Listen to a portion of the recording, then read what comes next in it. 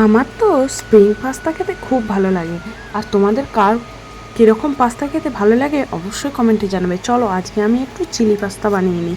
তো প্রথমেই আমি ওই 200 গ্রামের মতো পাস্তা নিয়েছিলাম। তারপরে সেটাকে কড়াইয়ের মধ্যে দিয়ে জল আর সামান্য পরিমাণ তেল দিয়ে ওটাকে একটু সিদ্ধ করতে দিয়ে দিয়েছিলাম।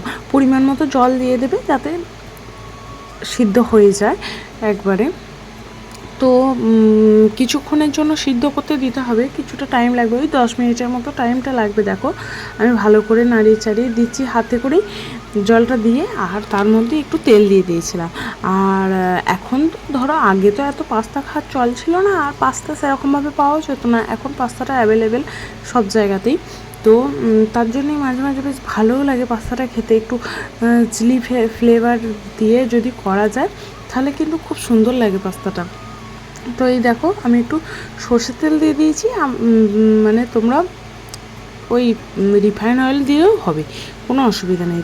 তারপরে দেখো ফুটে এসছে, আমি একটু নেড়ে চেড়ে দেখে নিচ্ছি যে পাস্তাগুলো সিদ্ধ হয়েছে নাকি। পাস্তাগুলো দেখো এরকমভাবে সিদ্ধ হয়ে এলেই ওগুলো নামিয়ে নিতে হবে। তো আমি তারপরে গ্যাসটা অফ করে আমি একটা পেটের মধ্যে পাস্তাটাকে ছেঁকে নিলাম। তারপরে একটু ঠান্ডা জল দিয়ে একটু ওপর থেকে ধুয়ে নেবো। ঠান্ডা জলটা দিলে তাহলে একটু গায়ে গায়ে অতটা লেগে যায় না, এই আর কি। তারপরে পাস্তাগুলো ধুয়ে নেওয়ার পর আমি আগে থেকে কিছুটা সবজি কেটে নিয়েছিলাম। তো সবজির মধ্যে যেমন তোমার লাগবে দেখো, প্রথম কড়াইটাকে বসিয়ে দিয়ে আমি তেল দিয়ে দিলাম। আর এইদিকে আমি সবজি কেটে নিয়েছিলাম তোমার একটু ক্যাপসিকাম, একটু পেঁয়াজ, একটু টমেটো বলতে ওই 2-3টের মতো টমেটো দিয়েছিলাম। তোমরা পরিমাণ মতো একটা হিসেব করে টমেটো দিতে পারো। আর অল্প কাঁচা লঙ্কা কুচি। প্রথমেই তেলের মধ্যে দেখো কাঁচা লঙ্কা কুচিগুলোকে দিয়ে দিলাম। যে যেরকম ঝাল খাও সে সেরকম কাঁচা লঙ্কা দেবে। আর আমি একটু ঝালটা খেতে বেশি পছন্দ করি, তার জন্য একটু বেশিই ঝাল দিয়েছিলাম।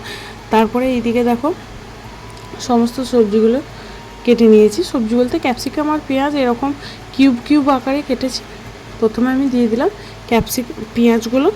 পেঁয়াজগুলোকে ভাজতে ভাজতে তারপরে ক্যাপসিকামগুলোকে দিয়ে দেবো। একটু ভাজা হয়ে এলে তারপরে আমরা টমেটোটা দেবো। তো কারা পাস্তা খেতে ভালোবাসো তারা অবশ্যই কমেন্টে জানাবে। আর এখন তো চাইনিজ ডিশটা সবারই খেতে খুব মানে ফেভারিট। তো আমাদেরও পাস্তাটা খুবই ফেভারিট হয়ে গেছে এক প্রকার বলতেই পারো। আর বাচ্চাদের তো খুব ফেভারিট, ওদেরকে যদি এরকমভাবে বানিয়ে দেওয়া যায় তাহলে তো ওরা বাপরে, ওদেরকে দিয়ে শেষ করা যাবে না। বাচ্চাদের তো একটু মুখরোচক খাবার খেতেই বেশি পছন্দ করে, সেজন্য ওরা এগুলোই বেশি একটু পছন্দ করে। আগে তো আমরা এরকম জিনিস দেখিও নি চোখে, ওই ভাত মুড়ি খেয়েই কেটে যেত। আগে তো এরকম সন্ধ্যাবেলায় যে এরকম স্ন্যাক্স হতে পারে, এরকম স্ন্যাক্স বানিয়ে খাওয়া যেতে পারে, সেই সব আইডিয়াই মাথায় আসতো না। যাই হোক, তারপরে দেখো এইদিকে ভাজা হয়ে গেছে। আমি এইদিকে টমেটো কুচিগুলোকে দিয়ে দিচ্ছি। টমেটো কুচিগুলোকে দিয়ে কিছুক্ষণ ধরে নাড়াচাড়া করতে হবে।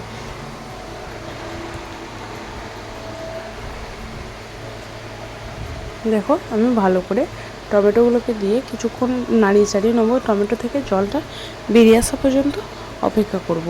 তারপরে একটু পরিমাণ মতো লবণ দিয়ে দেবো।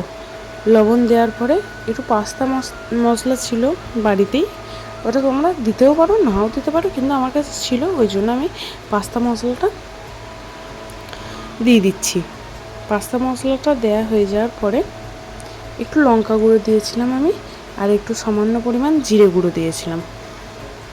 হলুদ দিইনি, হলুদটা দিলে হলুদের একটা গন্ধ থাকে, তো সেই জন্য হলুদটাকে দেওয়া দরকার নেই। তারপরে দেখো গ্যাসের ওভেনটাকে কমিয়ে দিয়ে পুরো এইভাবে করতে হবে। পুরো গ্যাসের ওভেনটাকে মিডিয়াম টু লো করেই কিন্তু করতে হবে, তবে কিন্তু তলায় ধরে যাবে না বা লেগে যাবে না, তাহলে টমেটোগুলো একটু জল ছেড়ে বেশ গলে যাবে। আর তারপরে আমি টমেটো সস দিয়ে দিয়েছিলাম ওপর থেকে।